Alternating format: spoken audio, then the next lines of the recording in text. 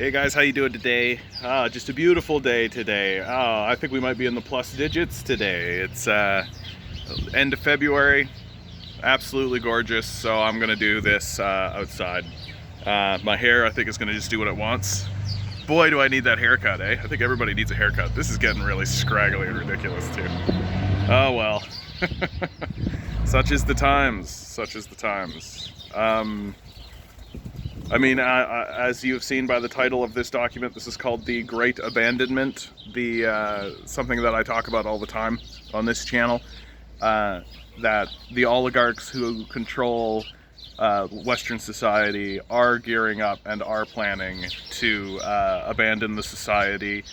The plan is ultimately to create a new society that exists only with the oligarchs and their kind of surrogates, right? That eventually there comes a point where maintaining the serfs or maintaining the underclass is going to prove to be too costly, and they will just straight up abandon them. And you can see this. What really got me thinking about this today was when I read an article that was talking about how Goldman Sachs is attempting to get all of their investors to have at least 1% of their portfolio in Bitcoin. Now, cryptocurrencies are one of those things that I didn't pay too much mind to. For goodness sakes, Bitcoin is literally based off of a magic card trading forum, you know. And it gets into like what money is and how currency works and all this. And the bottom line, of course, is the society is beginning to realize that money is nothing. Like it's just this imagined thing that has more to do with faith and trust than it does with anything like physical or tangible or real, right? It really is just like, how much do we trust this currency? Right now, the world currency is the American dollar, and the American dollar is, of course, called the petrodollar because it is tied very closely to oil. That if you want to be trading in oil, that means you need to be trading in US dollars. So, if you're part of the oligarch class, right, you're part of the class that is a parasite that siphons as much wealth as it can away from all nations into your own personal coffers so that you can feel good about yourself being, you know, the richest person in the room before we all die. Your plan then is to get away from the petrodollar, right? It's inevitable that the petrodollar ceases to exist, or at least it loses the prestige that it has on the world stage currently, right? And this is an inevitability because of the decline of the American empire, the decline of the American economy generally, the coming obvious civil wars that America is going to put itself through in order to get just even the most meager base assistance for its citizenry. The unfolding tragedy of America right in front of our face. But then on top of that, I mean, the oil runs out. That's really what it comes down to. Like if you're one of these sociopathic oligarchs, right? Like maybe you don't give a crap about any of the like Civil War stuff. Maybe you don't give a crap about the declining American empire or any of that kind of stuff, right? Like you can hire your own mercenaries. You don't need the American military to fulfill your own personal ambitions and things like this. But what certainly happens and is undeniable and nobody can pretend otherwise is that the oil runs out, right? And if you have tied your currency to this commodity being oil, well, and then the oil runs out, well, what does that mean for your currency? And so America certainly needs to shift its currency and shift it away from the oil sector, but so do the oligarchs, right? And the oligarchs don't want to be tied to the American empire. They want to be their own independent force. This is what's important. As we get to the 5-minute mark, always good to say like, share, subscribe. Please like, share, subscribe. This is when a lot of people dip out. So be sure to subscribe, be sure to like, be sure to share it around. Thanks, guys.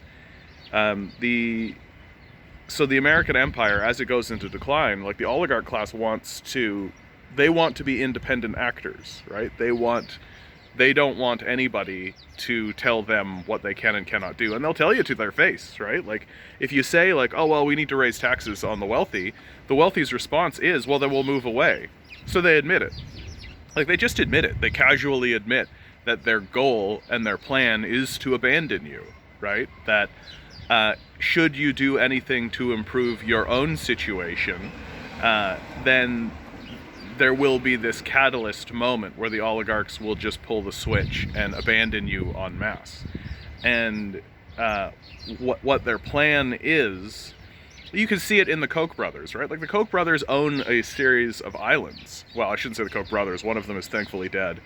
The other one, I believe it's, I can't remember if it's Charles or it's David that's still alive. In any case, Mr. Koch owns a series of islands, right? Like Jeffrey Epstein owned an island, where they build their own little communities and they build their own little atmospheres, their own little little kingdoms, right? They build their own little kingdoms and then they store their immense amount of wealth in offshore accounts. Places like Luxembourg, right? Like places that just don't have any taxes whatsoever, and they and so they create a loose affiliation with one another that, in essence, ends up being a nation that is itself decentralized and supranational, right?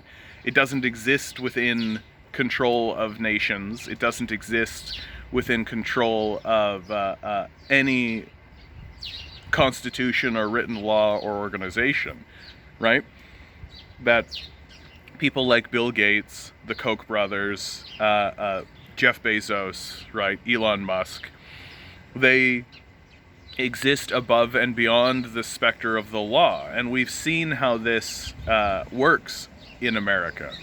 That these figures can basically do what they would like and do what they want, and America, the American judicial system, basically just ignores them, mainly because they know that inevitably what happens with these guys is that they abandon the society and go off and live in their islands or go off and live whatever kind of life they've set up for themselves. Maybe Elon Musk will go back to South Africa, right, and reignite his father's apartheid work, right? And the transfer into a decentralized currency like Bitcoin, having like Goldman Sachs, who is a privatized bank that is also completely in line with these oligarchs. They want their investors to start investing into Bitcoin because once the American economy declines enough or outright collapses, or I should be more specific, once the American dollar, the currency itself, loses faith on the world stage, then the oligarch class wants to have a good portion of their wealth built in to a decentralized currency so that they can successfully trade amongst each other. That's what it comes down to, right? That they don't want to have these middlemen. They don't want to have a middleman like America, right? They don't want to have a middleman like the United States Constitution or the Congress or Senate or the presidency or any of that.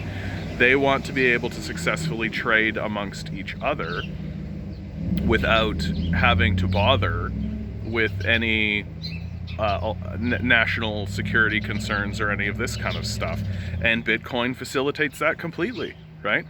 It allows them to create an alternative currency that exists outside of the borders of nations, and as they buy up assets and as they control large sections of land,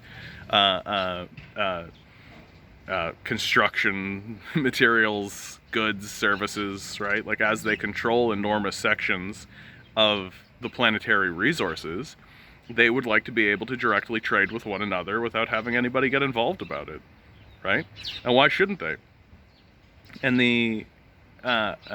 And I mean, this extends itself up into military control and military action, right? Like, right now, the oligarchs are pretty happy that the United States military essentially operates on their behalf, right? Like, the United States military currently operates on behalf of the oligarch class and works to invade places and steal their resources and take them away for themselves. That's the purpose of the American military, is to work on behalf of the oligarch class. What's his name? Snidely Butler. He was United States General. War is a Racket. Go read War is a Racket. I believe that the fellow who played the Hulk in the Avengers movie did a reading of War is a Racket, and nothing much has changed, right? Like, this fellow writes this book around the period of time of World War II, and it's exactly the same stuff, right? That war is done for wealthy oligarchs who control the narrative in our nations in order to have us go along with their unfolding wars, so that they can steal the resources of those nations and fill their own coffers, right? And so that once they abandon us, once they cut us loose and say, okay, well, we have all the resources, we have everything. We own the means of production. We own the means of producing food, right?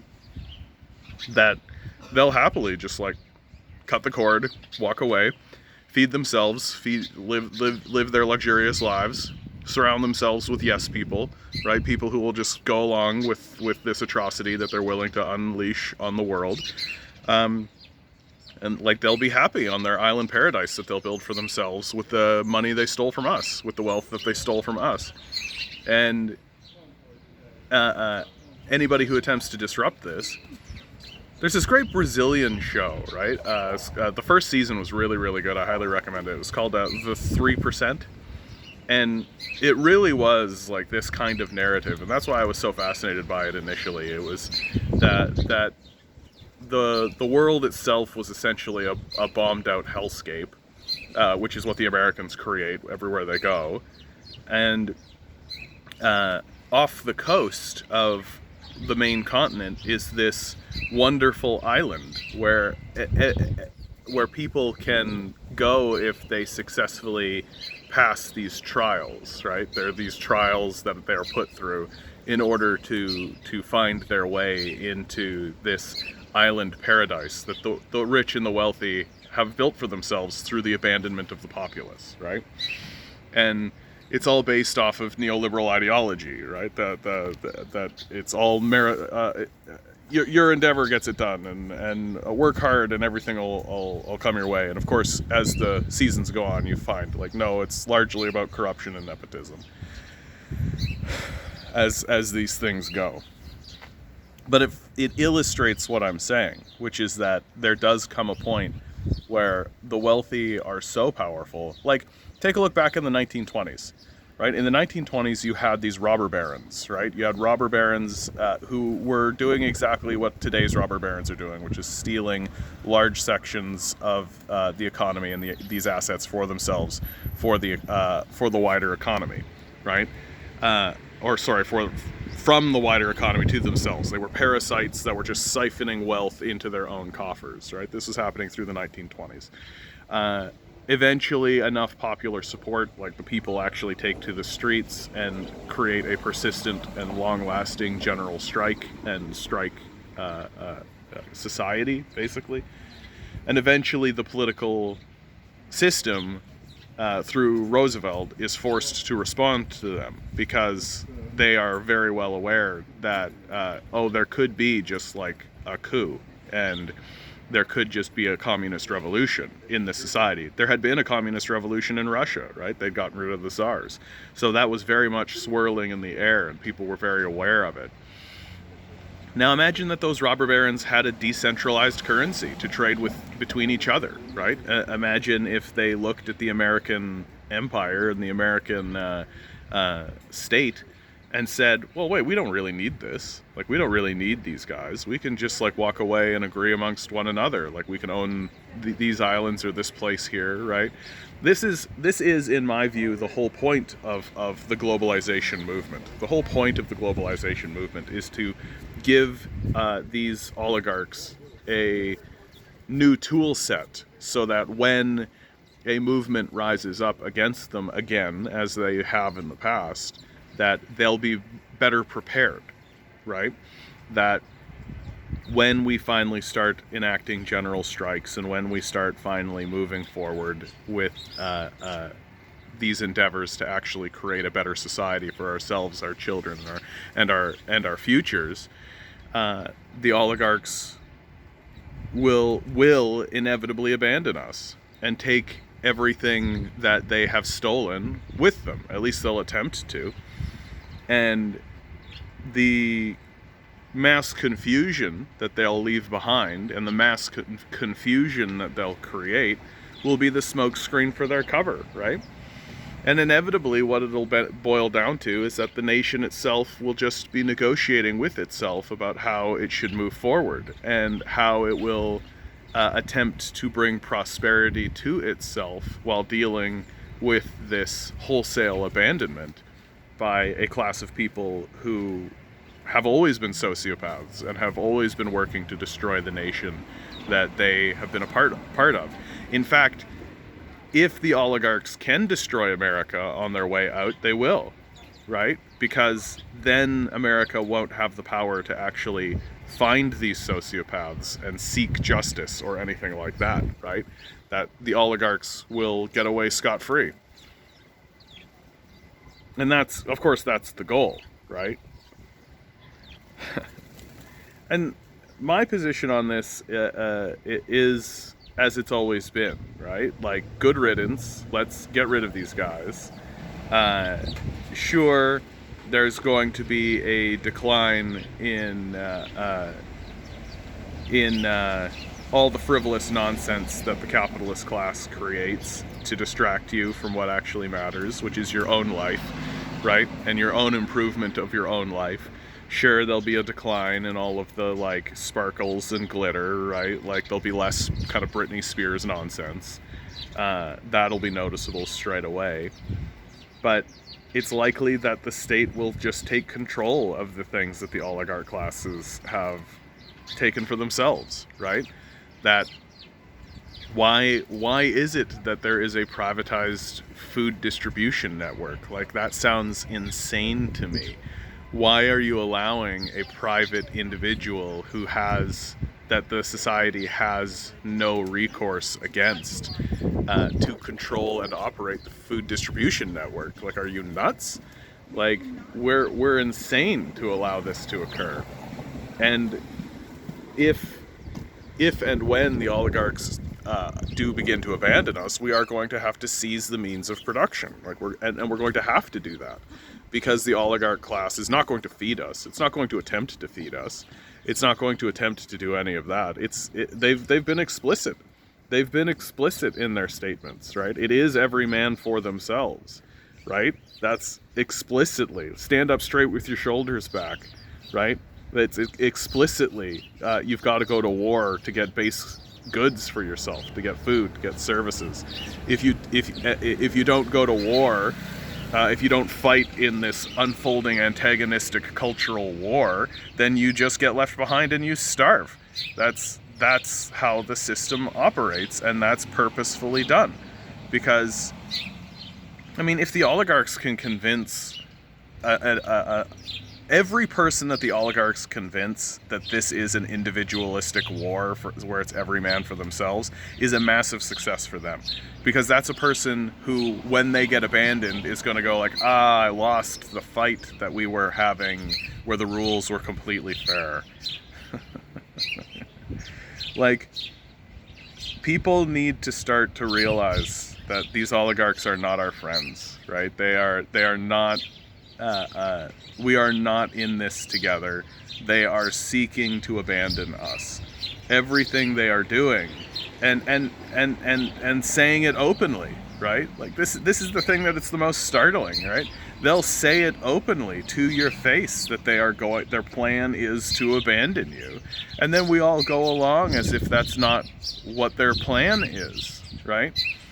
But like it obviously is. It obviously is.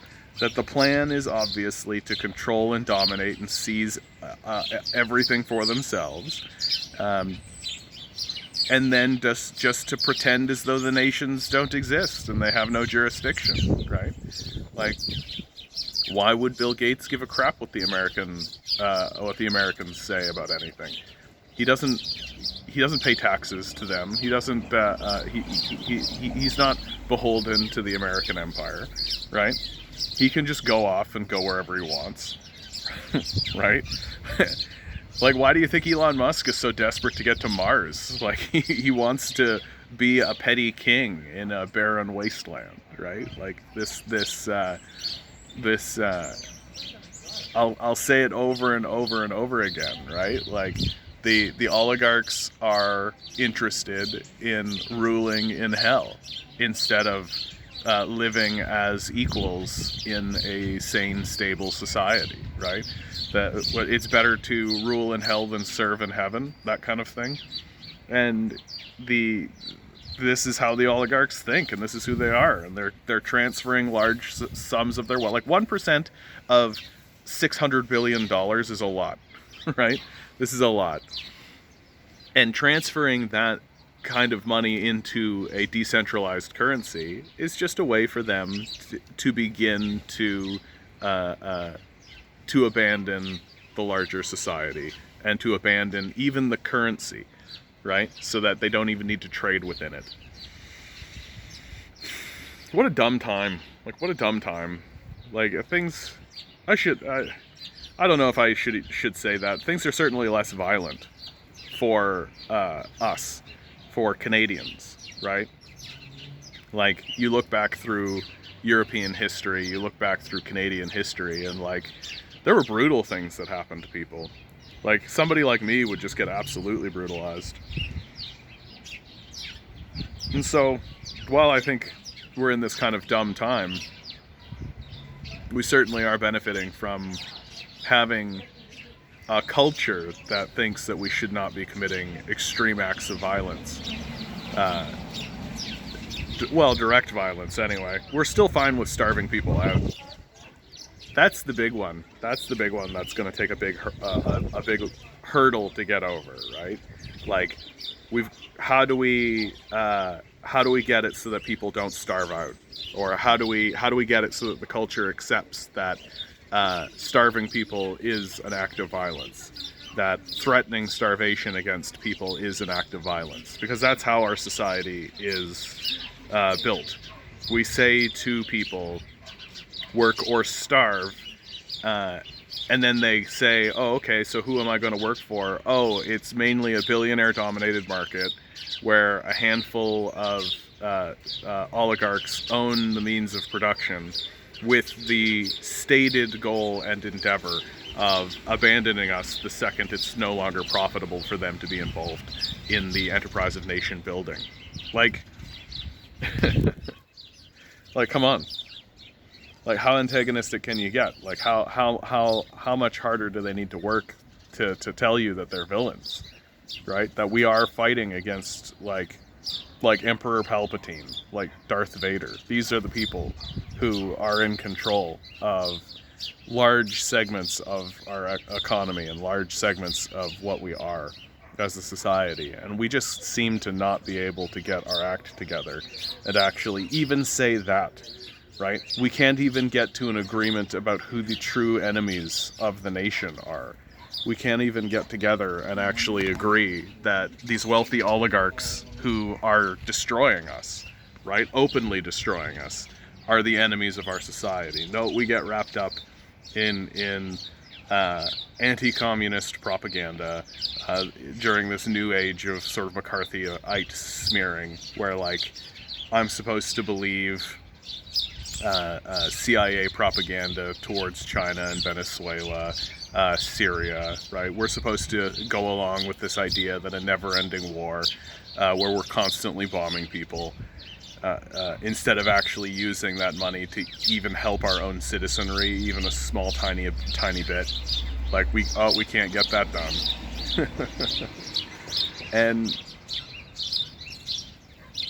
in the meantime, we don't even bother to stop and ask ourselves, like, oh, who are the beneficiaries for all this? Who's actually benefiting? And now it's being nakedly done, right?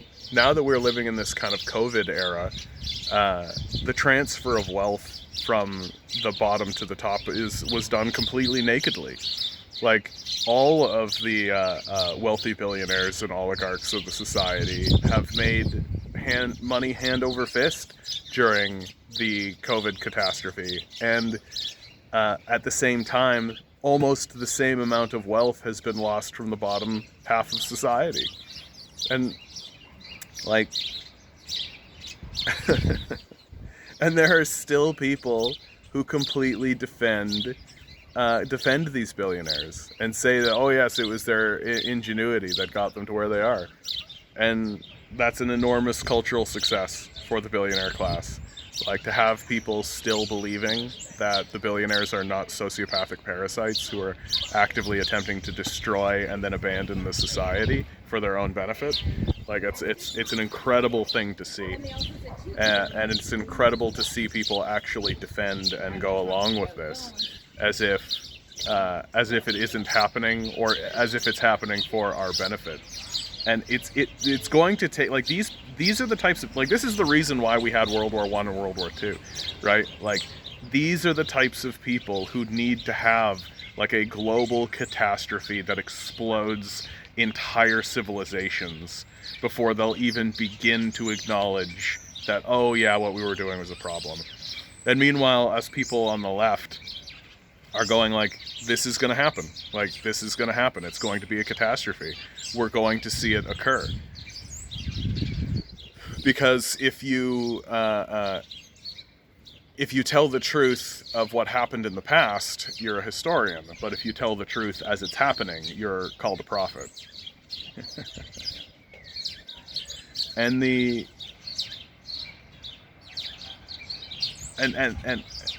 and I don't know that we can convince people before the catastrophe happens. That's the thing that's the scariest about all of this. Like, I would love to believe that we can convince people that this catastrophe is coming before it actually happens. But I think there's been enough propaganda and there's been enough lying come out of the oligarch class to deceive enough people that it won't be until the society absolutely, completely falls apart and breaks down so that it ceases to function in entirety that some people will start to go like, maybe the people who are making all the money are the problem. Anyway, guys, this is the end of me.